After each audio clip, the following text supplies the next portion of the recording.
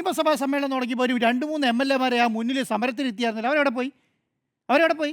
ഒരു ദിവസം രാത്രി കണ്ടല്ലോ, ഒരു ദിവസമല്ല കണ്ടല്ലോ, 2-ാം ദിവസം 3-ാം ദിവസം ഒന്നും കണ്ടില്ലല്ലോ. നിരാഹാരമല്ല, സത്യാഗ്രഹത്തിന് ഇരുത്തിയായിരുന്നല്ലോ. എന്തേ ആ സത്യാഗ്രഹത്തിൽ MLA-മാർ ഈ അവസരം വരെ ഇരിക്കാതെ പോയേ? അവർ ആ രാത്രി കഴിഞ്ഞപ്പോൾ ആ സത്യാഗ്രഹത്തിൻ്റെ സംവിധാനം അവസാനിച്ചോ? അതെങ്ങനെയാണ് അവസാനിച്ചത്? ആരെങ്കിലും നാരങ്ങ വെള്ളം കൊടുക്കുന്നത് കണ്ടായിരുന്നോ? ആരെങ്കിലും പിടിച്ചെണീപ്പിച്ച് വിടുന്നത് കണ്ടായിരുന്നോ? ഒരു യോഗം വിളിച്ച് ഒരു സ്വപ്രാത്തി കഴിഞ്ഞപ്പോൾ ആ MLA-മാർക്ക് കൂട്ടുകിടക്കാൻ ഒരു MLA-നെ കിട്ടിയില്ലാന്ന്. അല്ല, അതിന്റെ കാരണം എന്താ അറിയോ? എന്താ?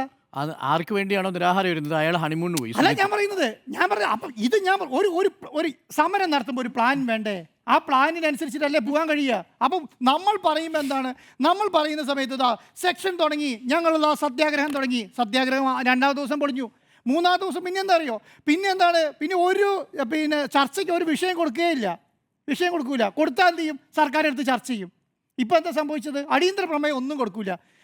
കൊടുത്തത് പരമാർത്ഥാണ്. ഈ അടിയന്തര പ്രമേയം എല്ലാം ചർച്ച ചെയ്തുകൊണ്ടിരിക്കുകയാണ്. ഇപ്പം എന്താ സംഭവിച്ചത്? അടിയന്തര പ്രമേയം കൊടുക്കൂല എന്നേ. എന്തുകൊണ്ടാണ് ഈ സ്വർണ്ണക്കടത്തിന് മേലെ ഒരു അടിയന്തര പ്രമേയം കൊടുക്കാതിരുന്നേ?